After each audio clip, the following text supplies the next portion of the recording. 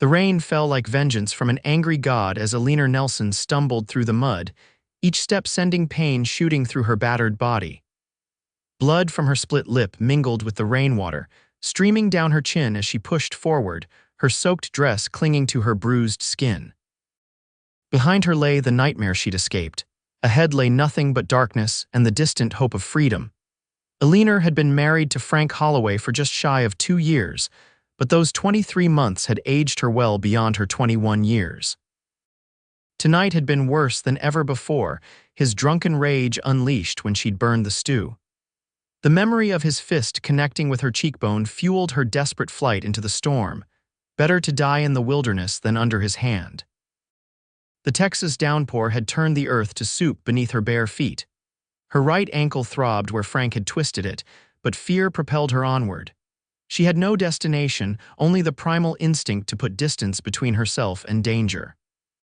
Thunder cracked overhead, illuminating the landscape in brief, terrifying flashes. Eleanor gasped as her foot slipped on the muddy embankment. She tumbled down the short slope, landing hard in a shallow creek bed. The cold water shocked her system as she struggled to her knees, her sodden dress now weighing twice as much.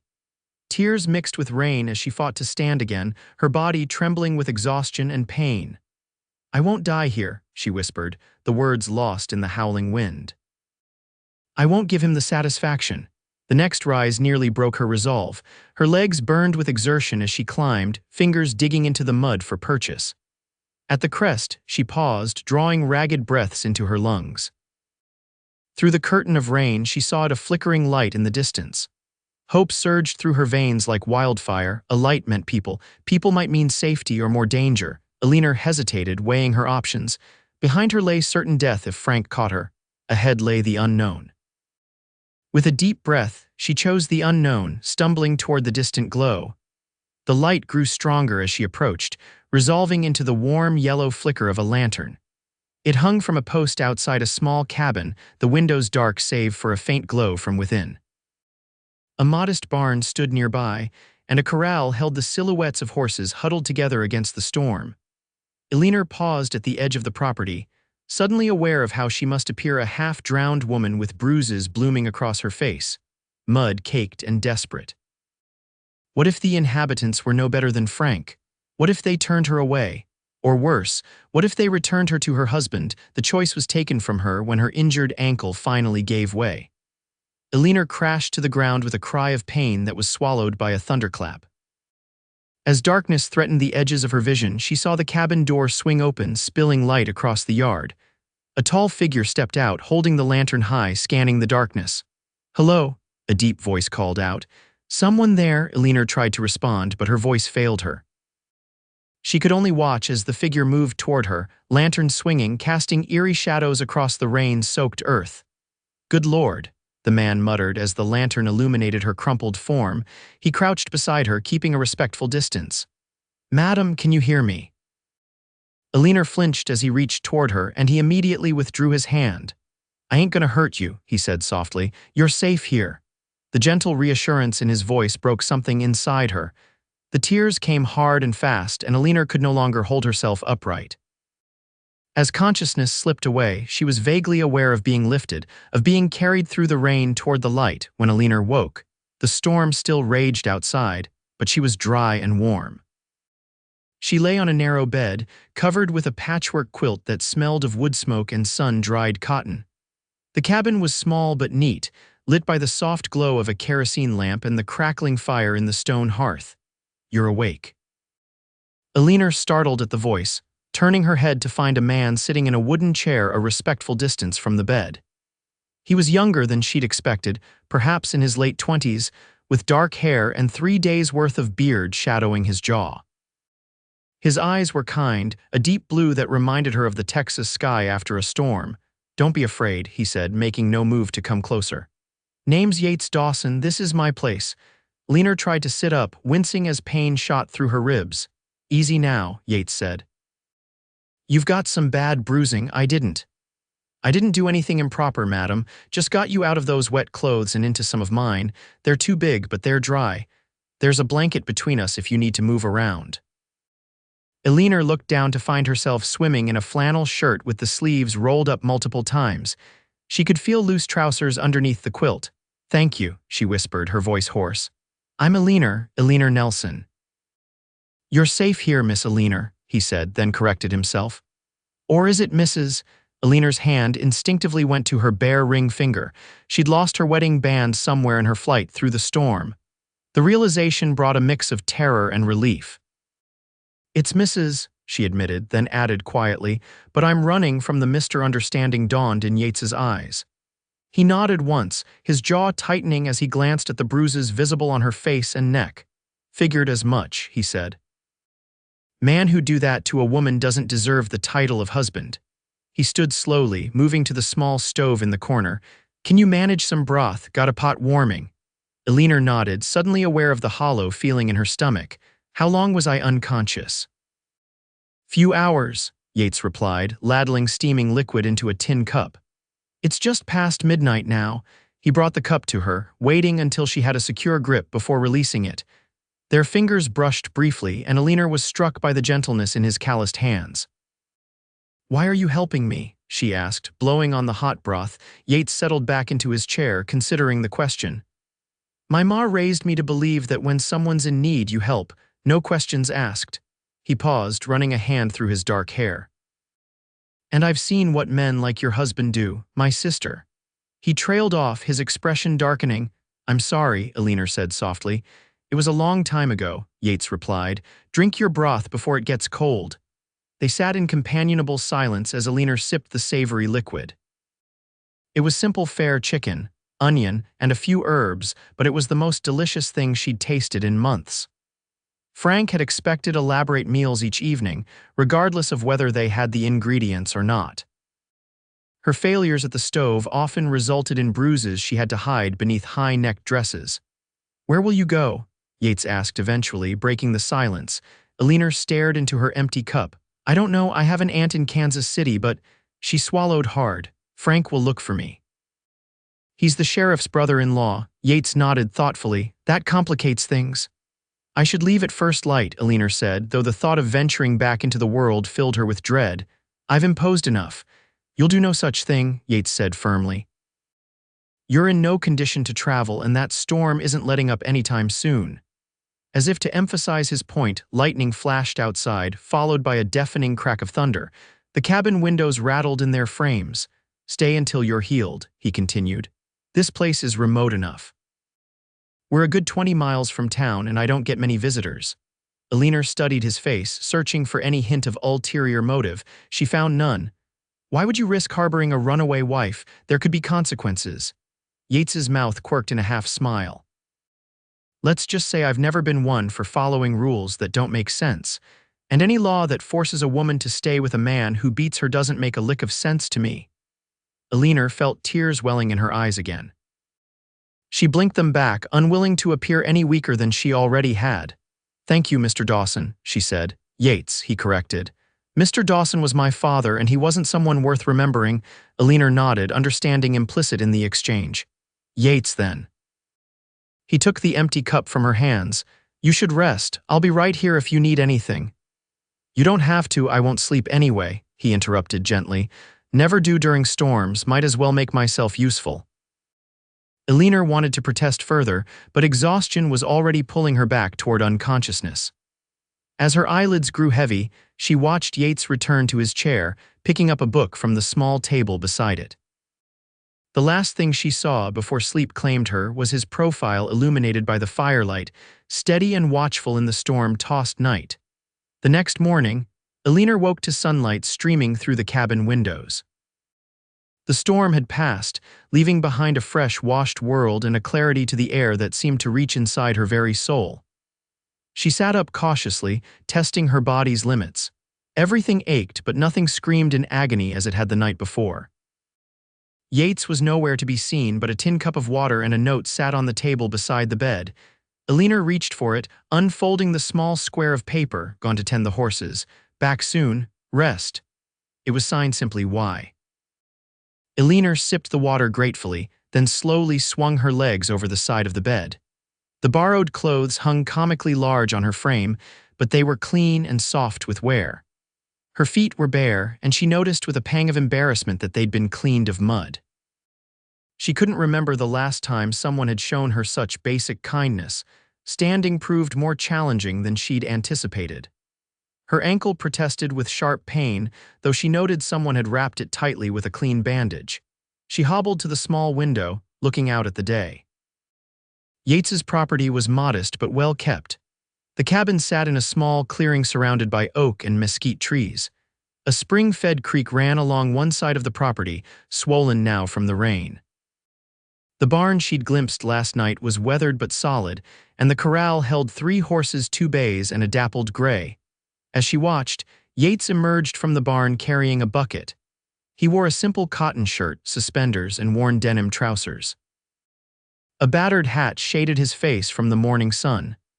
There was an ease to his movements, a quiet competence that Eleanor found oddly comforting. One of the horses, the gray, trotted to the fence as Yates approached. He set down the bucket and reached out to stroke the animal's nose, his mouth moving in what Eleanor imagined was soft conversation. The scene was so peaceful, so unlike anything in her life over the past 2 years, that she felt a lump form in her throat. The floorboard creaked beneath her shift of weight, and Yates looked up, spotting her in the window. He lifted a hand in greeting, then gestured that he'd be right in. Eleanor nodded, suddenly self-conscious about her appearance. She hobbled back to the bed, sitting just as the cabin door opened. Yates entered, removing his hat and hanging it on a peg by the door. "Morning," he said. "How are you feeling?" "Better," Eleanor replied. "Thank you for the water and for—" She gestured vaguely at her wrapped ankle. Yates nodded. "Looked like a sprain, not a break. Should heal up in a week or so if you stay off it." "I can't impose on you for a week," Eleanor protested. "It's not an imposition," Yates said simply. "I've got the space and you need somewhere to heal." He moved to the stove, adding wood to the embers. "Hungry? I can make some flapjacks." Eleanor's stomach growled loudly in response, and she felt heat rise to her cheeks. Yates's laugh was warm and genuine. "I'll take that as a yes," he said, reaching for a sack of flour. Eleanor watched as he mixed batter with practiced motions. "You're a good cook," she observed. "Had to learn," he replied. "Been on my own since I was 16. Man's got to eat." "What do you do?" Eleanor asked. "For work, I mean." Yates poured batter onto the hot skillet. "Bit of everything. Mostly I break horses for the bigger ranches, do some hunting and trapping in winter. Occasionally guide folks who want to explore the territory." "And you live out here alone?" A shadow crossed his face briefly. "Not always been alone, but for the past 3 years, yes." Eleanor sensed there was more to the story but didn't press. She had her own tales she wasn't ready to share. The flapjacks were delicious, drizzled with honey from a small jar Yates produced from a cabinet. Eleanor couldn't remember the last time she'd eaten so well or with such enjoyment. Frank had often criticized her appetite, claiming no man wanted a wife who ate like a field hand. "These are wonderful," she said, setting down her fork after clearing her plate. Yates looked pleased. "Nothing fancy, but they fill the belly." As he collected their plates, Eleanor gathered her courage. "I should tell you, my husband may come looking for me." Yates's expression hardened. "Let him try." "You don't understand," Eleanor said urgently. "Frank is. He's dangerous. And as I said, he has connections with the law." "So do I," Yates replied evenly. "Sheriff Benson in the next county owes me for finding his boy when the kid got lost in the hills last spring. And I've got friends among the Comanche who don't much care for white men's laws." He set the plates in a wash basin. "Besides, no one knows you're here. Trails washed out from the storm." Eleanor wasn't convinced. "Frank's a tracker, he hunts." "So do I," Yates said, "and I'm better at it." The confidence in his voice wasn't bravado, it was simple fact. Still, Eleanor couldn't shake the fear that had been her constant companion for 2 years. "I should move on as soon as I can walk properly," she insisted. Yates dried his hands on a towel, then came to sit across from her at the small table. "Eleanor," he said, his use of her first name sending an unexpected warmth through her chest, "I'm not going to force you to stay. But I'm offering you safe harbor until you're healed and have a proper plan. Running blind will just get you caught or killed." He was right, and they both knew it. Eleanor nodded slowly. "Thank you," she said. "I don't know how I'll ever repay you." "Don't need repayment for basic human decency," Yates replied. "But if you're set on contributing, I wouldn't say no to some help with cooking once you're steadier on your feet. I can manage, but variety isn't my strong suit. Eleanor smiled, her first genuine smile in longer than she could remember. I can do that. The days fell into a gentle rhythm. Eleanor's ankle improved slowly, and by the fourth day, she could move around the cabin with only a slight limp. The bruises on her face faded from angry purple to sickly yellow-green, less shocking but still a visible reminder of what she'd escaped. Yates proved to be a considerate host, giving Eleanor space when she needed it, but providing company when solitude became too oppressive. He lent her books from his small collection, surprising her with volumes of poetry alongside practical guides to wilderness survival. In return, Eleanor took over the cooking as she'd promised. Despite Yates's protests that she shouldn't strain herself, she found joy in creating meals from his simple stores. She discovered herbs growing wild near the creek and incorporated them into stews and biscuits, bringing flavor that had Yates declaring her a miracle worker. "Where did you learn to cook like this?" he asked one evening as they finished a rabbit stew she'd prepared. Eleanor's smile dimmed slightly. "My mother taught me the basics. She died when I was 15. After that, I worked as a cook's assistant at the hotel in San Antonio for a few years." She hesitated. "That's where I met Frank. He was staying there on business." Yates nodded, encouraging her to continue without pushing. "He was charming at first," she said softly. "Brought me flowers, said I was too pretty to be hidden away in a kitchen. When he proposed after 3 weeks, I thought it was romantic." She laughed bitterly. "Turns out he just wanted someone to cook and clean for him, and someone too." She trailed off, unable to voice the rest. "You don't have to talk about it," Yates said gently. Eleanor shook her head. "The first time he hit me was a month after the wedding. I dropped a glass and he backhanded me across the face, apologized immediately, brought me wildflowers the next day. I convinced myself it was a one-time thing." She stared into the fire. "It never is though, is it?" "No," Yates agreed quietly. "It never is." They sat in silence for a while, the only sound the crackling of the fire and the occasional hoot of an owl outside. "My sister married young too," Yates said eventually. "Thomas seemed decent enough at first, hard worker, respected in town. 6 months in, she started making excuses for bruises. A year later, she was barely recognizable as the girl I grew up with." Eleanor's heart ached for the pain in his voice. "What happened to her?" Yates's jaw tightened. "Found her hanging from a rafter in their barn. Thomas claimed she'd taken her own life out of melancholy. But I saw the bruises on her neck, finger marks, not rope burns." His voice was flat, emotionless. "Sheriff wouldn't listen. Thomas's father owned half the county. I'm so sorry," Eleanor whispered. "I confronted him," Yates continued. "He denied it, of course. Things got heated. I ended up spending 6 months in jail for assault. When I got out, I left that place and never looked back." He met her eyes. "That's why I believe you, Eleanor, and that's why I'll help you however I can." In that moment, something shifted between them, a recognition of shared pain, but also of shared strength. Eleanor reached across the table and placed her hand over his. Yates turned his palm upward, gently clasping her fingers. They stayed that way for a long moment, connected in the firelight, neither needing words to express the comfort they found in each other's presence. As days turned into weeks, Eleanor's body healed, but more importantly, her spirit began to mend as well. The constant fear that had been her companion for so long began to recede, replaced by a cautious hope. She found herself laughing at Yates's dry humor, enjoying the simple pleasures of a life uncomplicated by fear. Yates taught her to ride, starting with the gentle gray mare, Pepper. At first, Eleanor was terrified, clutching the saddle horn as if it were the only thing between her and certain death. But Yates was patient, walking beside the horse until she grew comfortable, then teaching her how to guide the animal with subtle pressure from her knees and light touches on the reins.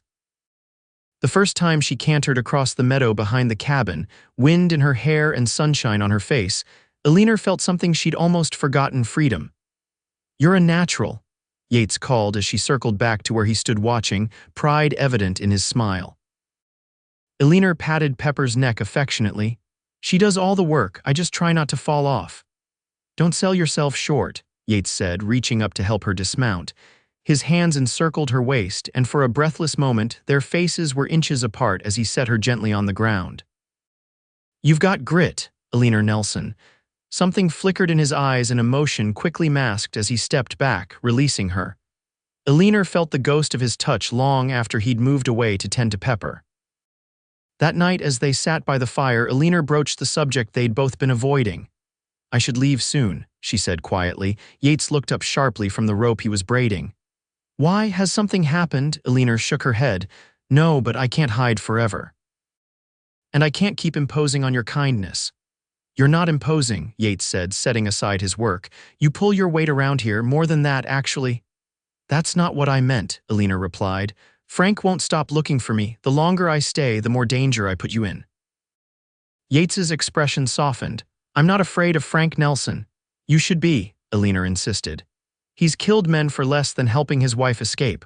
All the more reason you shouldn't face him alone," Yates countered. Eleanor rose from her chair, pacing the small cabin. "I've been thinking about it. My aunt in Kansas City, she'd take me in, if I could get to the railway station in the next town over. And if Frank's watching the trains?" Yates asked. "Have you considered that?" Eleanor faltered. She had considered it, of course. The possibility haunted her dreams. "I can't stay here forever," she said softly. Yates stood, moving to stand before her. "Why not?" The question hung in the air between them, loaded with unspoken meaning. Eleanor's heart hammered in her chest as Yates reached out slowly, giving her every opportunity to pull away. When she didn't, his fingers brushed a strand of hair from her face with infinite gentleness. "I don't want you to go," he admitted, his voice low and rough with emotion. "I know it's selfish. I know you have every right to make your own way, but these weeks with you, they've been the best I can remember in a long, long time." Eleanor closed her eyes, leaning slightly into his touch. "I'm still married," she whispered, the words an acknowledgement of the barrier between them rather than a rejection. "On paper," Yates agreed, "but a man who beats his wife has broken every vow that matters." Eleanor knew he was right. In her heart, her marriage had ended the moment she'd fled into the storm, but the world didn't see things that way. In the eyes of the law and society, she was still Frank Nelson's wife, "I'm afraid," she admitted. Not just of Frank, but of feeling something again, of trusting. Yates nodded, understanding in his eyes. "I'd never rush you, Eleanor, never push for anything you weren't ready to give freely." His hand dropped back to his side. "All I'm asking is that you don't run because you think it's what's best for me. Let me have a say in that, at least." Eleanor studied his face, the earnestness in his blue eyes, the quiet strength in his features. In the weeks she'd known him, Yates Dawson had never once raised his voice in anger, never made her feel small or afraid. He'd offered protection without expectation, kindness without condition. "I don't know what the future holds," she said finally, "but I know I'm not ready to leave yet, not today." Relief washed over Yates's features, followed by a smile that warmed Eleanor to her core. "That's good enough for me," he said, "one day at a time." One day became 2, then a week, then another. September faded into October, bringing cooler temperatures and the first hints of autumn color to the trees surrounding the cabin. Eleanor and Yates fell into a comfortable rhythm of shared work and quiet evenings, their friendship deepening with each passing day. They were careful with each other, both aware of the fragile trust building between them. Yates never presumed, always asking before he touched her, even for something as simple as helping her carry firewood. Eleanor, in turn, found herself opening up, sharing stories of her childhood and dreams she'd long since abandoned. The shift in their relationship happened so gradually that Eleanor couldn't pinpoint when exactly friendship had blossomed into something more. Perhaps it was the evening Yates taught her to dance in the cabin, humming a tune as they moved in slow circles around the furniture. Or maybe it was the afternoon they spent by the creek, legs dangling in the cool water as Yates told her about the constellations he'd teach her to recognize when winter brought clearer night skies. All she knew was that the thought of leaving no longer filled her with urgency. Instead, she began to imagine a future here, in this peaceful place with this gentle man. Then came the day that shattered their sanctuary. Eleanor was hanging laundry on the line behind the cabin when she heard the approach of horses. Not just one rider, but several. Her blood turned to ice in her veins. "Yates," she called urgently, dropping the damp shirt she'd been about to pin up. He emerged from the barn instantly, reading the fear in her face. Without a word, he strode to her side, placing himself between her and the approaching riders. "Get inside," he said quietly. "Take the rifle from above the door. If things go badly, head out the back and into the woods. There's a cave about half a mile east along the creek. You remember it from our ride last week?" Eleanor nodded, her mouth dry with fear. "Yates, if it's Frank, I'll handle it," he assured her, though his expression was grim. "Go now." Eleanor darted into the cabin, her hands trembling as she reached for the Winchester rifle mounted above the door. Through the window, she watched as 4 riders emerged from the tree line. Her heart stopped when she recognized the lead rider, Frank, his face set in the cold expression she knew all too well. Beside him rode Sheriff Daniels, Frank's brother-in-law, and 2 men Eleanor didn't recognize, likely deputies or hired guns. They reined in their horses at the edge of the clearing, sizing up Yates, who stood his ground, one hand resting casually on the revolver at his hip. Eleanor cracked the window slightly, needing to hear what was said. "Afternoon, gentlemen," Yates called, his voice betraying none of the tension Eleanor knew he must be feeling. "What brings you out this way?" Frank dismounted, his boots hitting the dirt with a heavy thud. He was a big man, towering over Yates by several inches, with broad shoulders and hands like hams, the same hands that had left countless bruises on Eleanor's body. "Looking for my wife," Frank said, his voice carrying clearly in the still autumn air. "Runaway, been missing a few weeks now." "Sorry to hear that," Yates replied evenly. "Haven't seen any women out this way, pretty isolated as you can see." Sheriff Daniels spat a stream of tobacco juice. "Got reports of a woman matching Eleanor's description in these parts. Folks in town say you've been buying extra supplies." Women's things. Eleanor's heart sank. She'd forgotten about the soap and hairpins Yates had purchased for her on his last trip to town, such a small thing to betray their sanctuary. "I buy supplies for a woman who lives about 10 miles east," Yates lied smoothly. "Widow named Martha Jenkins. Broke her hip last month. I check in on her when I can." Frank's eyes narrowed suspiciously. "Mind if we take a look inside your cabin?" "I do mind, actually," Yates replied, his posture shifting subtly. "Got no warrant, you've got no right to search my property." The sheriff dismounted now, his hand moving to the gun on his hip. "Son, we can do this easy or hard. Your choice." Eleanor could see the calculation in Yates's face. 4 against 1 were poor odds, even for someone as capable as he was. But if he surrendered without resistance, they'd find her for certain, making her decision in an instant. Eleanor set down the rifle and moved to the door. She wouldn't let Yates face this alone, wouldn't let him be hurt or worse protecting her. She stepped onto the porch, her head high despite the fear coursing through her veins.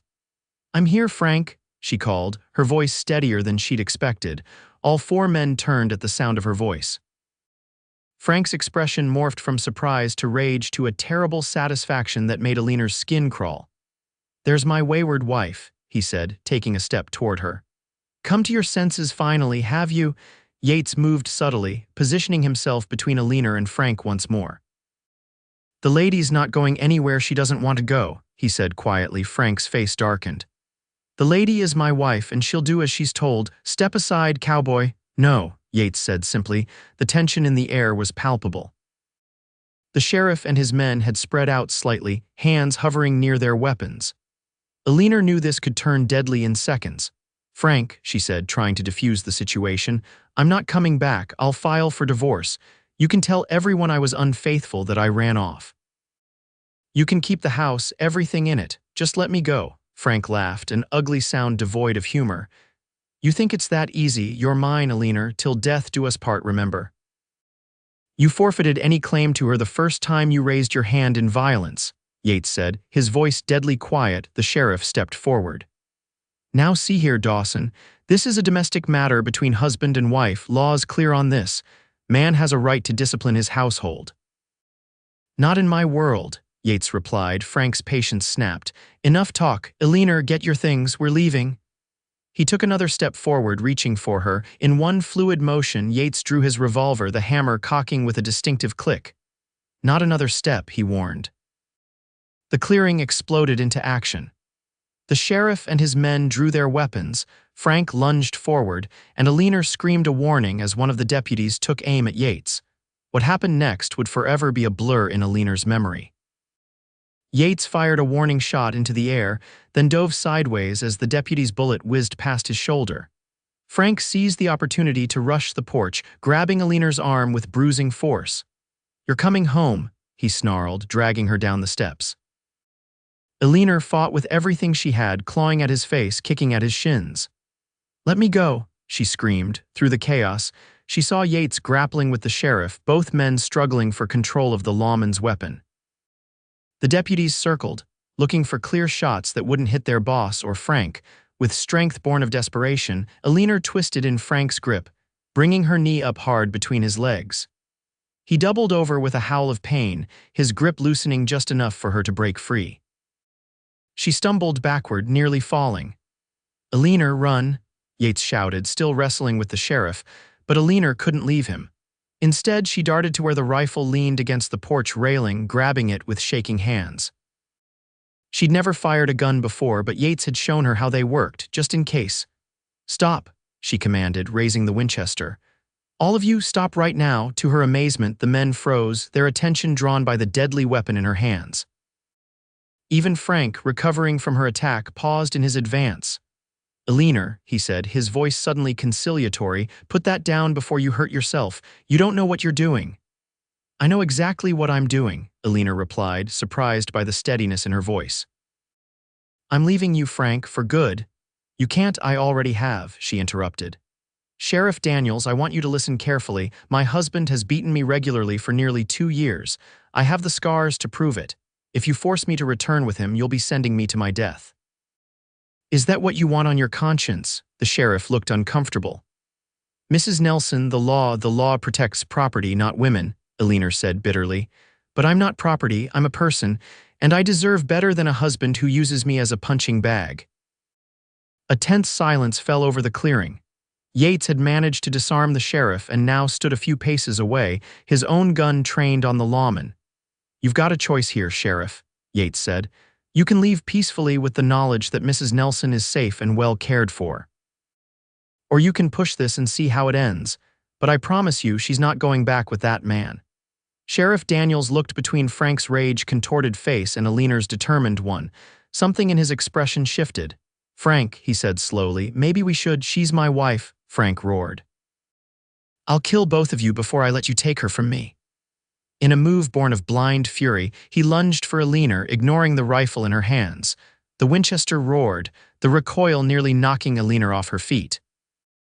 Frank staggered, a look of utter disbelief crossing his features as he pressed his hand to his chest. It came away red. "You shot me," he gasped, collapsing to his knees. Eleanor lowered the rifle, shock washing over her in waves. She hadn't meant to pull the trigger, it had been a reflexive action as Frank charged her. The clearing erupted into motion once more. The deputies rushed to Frank's side while the sheriff looked on in stunned silence. Yates was at Eleanor's side in an instant, gently taking the rifle from her trembling hands. "It was self-defense," he said firmly to the sheriff. "You all saw him charge her. She feared for her life." Sheriff Daniels nodded slowly, a strange mix of emotions crossing his face. "My sister," he said quietly. "She always had bruises too, said she was clumsy." He looked at Frank, who lay moaning on the ground, the wound in his shoulder bleeding freely but not life-threatening. "I suspected, but I never wanted to know for sure." He straightened his shoulders, making a decision. "Frank Nelson, you're under arrest for assault and attempted murder. When you've been patched up, you'll be facing a judge." He turned to his deputies. "Get him to the doctor in town, I'll follow shortly." The men looked surprised but obeyed, helping Frank to his horse. His curses and threats faded as they rode away, leaving Eleanor, Yates, and the sheriff alone in the clearing. "Mrs. Nelson," the sheriff said formally, "I'll need your statement at some point, but there's no rush." He hesitated. "For what it's worth, I'm sorry, I should have seen what was happening." Eleanor nodded, unable to form words past the lump in her throat. "I'll make sure he doesn't come near you again," the sheriff promised. "And I'll start the divorce proceedings myself if you want." "Thank you," Eleanor whispered. With a nod to Yates, the sheriff mounted his horse and rode away, following the path his deputies had taken. As his hoofbeats faded, the enormity of what had just happened crashed over Eleanor. Her legs gave way, and she would have fallen if Yates hadn't caught her, holding her close as she began to sob against his chest. "It's over," he murmured into her hair. It's truly over now. The days following Frank's arrest passed in a daze for Eleanor. True to his word, Sheriff Daniels started divorce proceedings, citing Frank's grievous cruelty as grounds. When word spread of what Frank had done, other women came forward with similar stories of abuse. A barmaid he'd courted before Eleanor, a widow whose bruises had been dismissed as accidents. The judge granted the divorce with unusual speed, citing the extraordinary circumstances. Eleanor was free. On the day the papers were delivered to the cabin, she stood on the porch watching the messenger ride away, the document clutched in her trembling hands. How does it feel? Yates asked, coming to stand beside her. Eleanor took a deep breath, the autumn air crisp in her lungs. Like I can finally breathe, she said. Like I'm really me again for the first time in years. Yates smiled, his eyes crinkling at the corners. Eleanor Nelson, free woman. That's right, she said, then hesitated. Though I'm thinking of going back to my maiden name, I don't want to carry any part of him with me.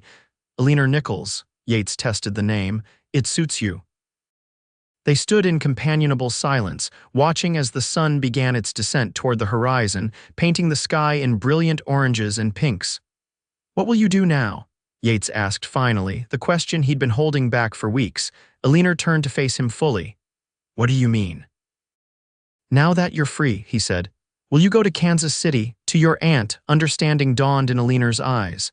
Do you want me to go, Yates? God, no, he said fervently. But I don't want to keep you here if you've got dreams elsewhere. Eleanor stepped closer to him, close enough to see the flecks of gray in his blue eyes. My dreams have changed, she said softly. I used to dream of escape. Now I dream of building something, a life worth living with someone worth loving. Yates's breath caught in his throat. Eleanor, I love you, Yates Dawson, she said simply. I think maybe I started falling in love with you that first night when you stood in the rain with that lantern, offering shelter to a stranger. Yates reached up to cup her face with infinite gentleness. I love you too, he whispered. But I need you to be sure. You've been through so much, and I never want you to feel trapped or obligated. Eleanor smiled, covering his hand with her own. I've never been more sure of anything in my life. I choose you, Yates, not because I need protection or because I'm grateful, though I am. I choose you because you really see me, and because when I'm with you, I feel like my best self. Yates's smile was like sunrise breaking over the horizon. Slowly, giving her every chance to pull away, he lowered his lips to hers in a kiss so tender it brought tears to Eleanor's eyes. Unlike Frank's demanding kisses, Yates's touch asked rather than took, offered rather than claimed. When they parted, Eleanor saw her own joy reflected in Yates's eyes. Stay, he said softly. Not just today or tomorrow, but for all the days. Build that life with me, Eleanor. Yes, she replied without hesitation. 1,000 times yes. 1 year later, Eleanor stood in the doorway of their expanded cabin, watching as Yates taught their newly adopted daughter, 7-year-old Lily, how to brush Pepper's coat. The child had come to them 6 months earlier, an orphan from a nearby town whose situation had touched both their hearts. In her, they had found another piece of the family they were building together. Eleanor's hand drifted to her swelling belly, where their second child grew. The baby was due in spring, and Yates had already started building a cradle from oak harvested from their land. Their wedding had been small but joyful, attended by the few friends they'd made in the area and, surprisingly, Sheriff Daniels, who had become an unexpected ally. Eleanor had worn wildflowers in her hair and a dress she'd sewn herself. Yates had looked at her as if she were the sun itself as they spoke their vows beneath the old oak tree behind the cabin. Life wasn't perfect. They had their struggles, money was sometimes tight, and the work was never ending. There were nights when Eleanor still woke trembling from nightmares of her past. But Yates was always there, a steady presence in the darkness, never pushing, always patient. Mama, look, Lily called, drawing Eleanor from her thoughts. I did it all by myself. Eleanor smiled, waving in acknowledgement. Wonderful job, sweetheart. Yates looked up, catching Eleanor's eye across the yard. His smile was full of love and promised the same quiet, steady devotion he'd shown that stormy night when he'd stood waiting with a lantern, offering mercy to a stranger in need. Eleanor sent a silent prayer of gratitude to whatever force had guided her through the rain that night. The path had been painful and filled with struggle, but it had led her here to this man, this child, this life they were building together.